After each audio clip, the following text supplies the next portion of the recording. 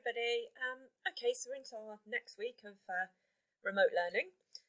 So the lessons for this week, I've decided to link them to what you've been doing in your in-school lessons. So those of you who have been going into school, but also hopefully you've been using the resources I've been putting online, have studied two poems, two real beauties, London and Ozymandias. So what I want to help you do, really to help you consolidate your understanding of the poems, is to help you practice writing about them separately and then probably comparatively if we get time. Okay? So a quick note on that obviously this is a shift because we have been doing in your home learning, you've been doing speech writing. Your speeches are still the most important job. So for those of you who are still working on your speeches and sending to your teachers, please get on with that. Focus on making sure your speeches are done, they're sent to your teacher, they're redrafted, they're the best they can be, and then keep them safe, because when you come back to school in September, you're going to need those speeches, okay? So you must get them done and you must keep them safe. However, I know lots of you have finished your speeches and completed that sequence of lessons. So you can keep your speeches safe somewhere ready for September, and you can move on to looking at Ozymandias in London and how to write about them a little bit. Okay, so the first thing I thought we'd do is to make sure we understand the themes of the poem. So several weeks ago, when we were studying, I think A Christmas Carol maybe, I introduced you to the idea of what is a theme. It's a word that gets bandied around in English a lot. We're always talking about the themes of the text. But actually, it's really important to understand exactly what that means. Now, I want you to understand themes to mean the central topics of the book. So in A Christmas Carol, a central topic is poverty. Yeah, it's one of the things that comes up a lot in the book. But also we need to go beyond that, beyond just being able to say what one of the topics is, we have to say what the underlying message is. So obviously a topic that comes up a lot in A Christmas Carol is poverty, and the underlying message is that we should do more to help the suffering of the poor, that actually suffering is a real miserable existence for some people, and that actually society should do more to alleviate that suffering. And all of that relates to this idea of being a big idea. So it's a topic, it's a big idea, something that they're trying to get across to us. So we're then trying to link that to the context. So when we look at these big ideas, these messages and topics, we're thinking, how do those topics relate to the world the writer knew? But also, how do they relate to the world we know? And obviously with someone like Dickens, the world he knew is in many ways very different to the world we know. But the messages of the book have relevance to him and his world, but actually the reason we still read these books and they're still so wonderful is because we can relate them to our own world. And I presented this to you in this four square diagram, just to help you get a handle on drilling into themes. So we're applying this to poetry now. So for our poems, we have to know what the topics of the poem are, what are the ideas of the poem, what are the messages that we can take from the poem, how do those messages relate to the world of the time, and how do those messages relate to ideas about human nature which aren't period specific. And then we can fill that in for both of our poems. So obviously for London, I've already done that. So I've taken these four boxes and I've filled them in for the poem London. So the topics of London, the big ideas, if you like, of London, are power and oppression. Blake sets us up with a world where some people have power and some people don't, and the people who don't are oppressed, i.e. they don't have any freedom. Another topic of London is the idea that society has become morally dirty. In the sense that it's lost its morality. It isn't serving the needs of the poor, and it's a degrading place. And then this idea of dehumanisation. The poor people are barely able even to communicate. They make sounds of misery, they cry and they suffer, but they don't speak out. So we get this real sense that the poor, because of the suffering they endure, have lost an essential part of what it is to be human. So those are the big topics, but we need to drill a bit deeper, and I need to think about the messages.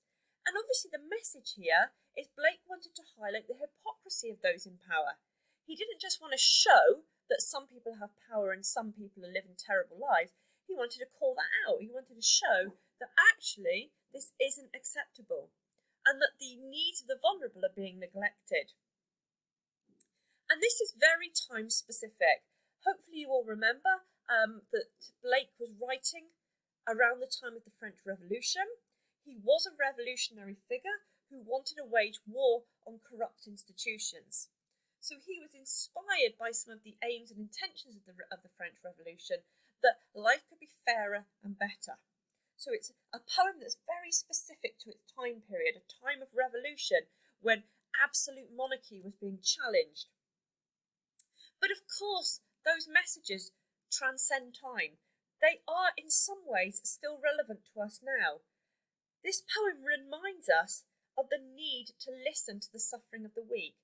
People who tell us that they feel unfairly treated in society, they feel that their voices aren't valued and they are not able to have the standard of living that they should have.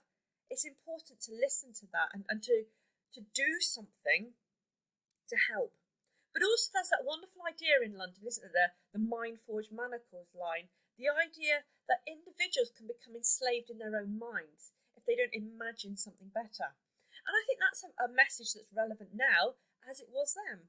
And the importance of individuals to open their minds and not to enslave ourselves or trap ourselves in our own lack of imagination and our own inability to see a better world. So London's a complex poem in some ways, so we've got some complex ideas here. But I think breaking it into four makes it easier. The topics that come up in the poem, the messages Blake was trying to get across, how it links to the world of the time, and how the poem links to the time, links beyond time, that can link to any time because the messages are about humanity. So what I'd like to do is to have a go at doing that exact same thing for Ozymandias, just to copy out this 4-square grid and to write out what are the topics of the poem, what are the big messages that Shelley was trying to communicate, how does that relate to the world Shelley knew and Shelley as a writer, and how do those messages have a more universal tone? How could they relate to the world beyond just Ozymandias and Shelley? So please pause the video now, have a go at filling in the squares, and then play the video again. Excellent. So hopefully you see that there's actually similar things you could write about Ozymandias as London, couldn't you? So obviously a topic of Ozymandias is power and oppression. We see through Ozymandias a leader who wanted to assert his own power by oppressing others and didn't seem to have any regard for his people. But Ozymandias obviously has that bigger concept, doesn't it, about human power and the fact that actually it is irrelevant in comparison to the power of nature, which I guess goes in here. That no matter how powerful a big message is, no matter how powerful people think they are, human power is nothing compared to the power of time and nature itself.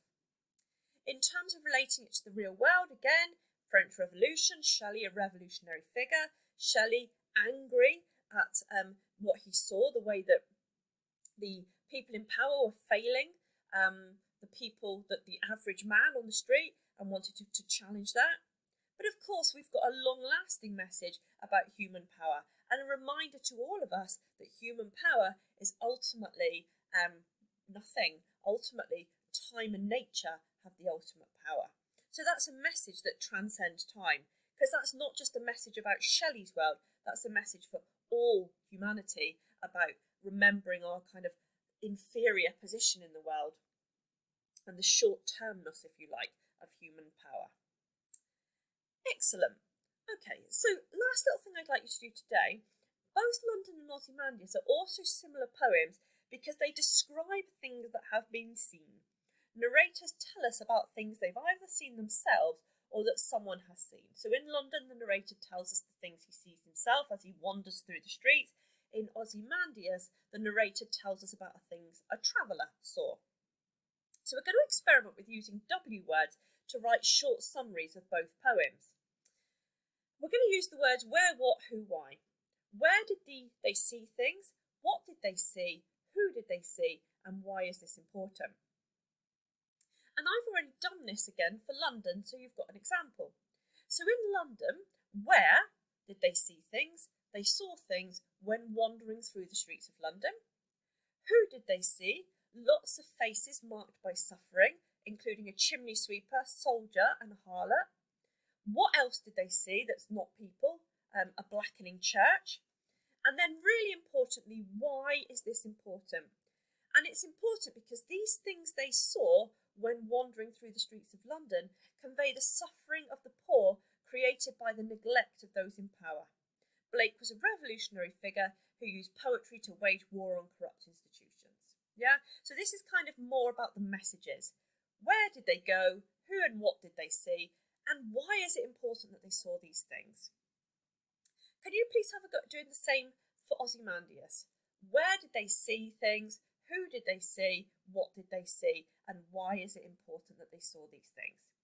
Pause the video, fill this in, and then pick up the video again. Excellent. So hopefully you got the where is in the desert, isn't it? And a traveller from antique land saw things in a desert. Who and what are a bit interlinked for this poem, aren't they? Because what they saw is the crumbling remains of the statue of Ozymandias.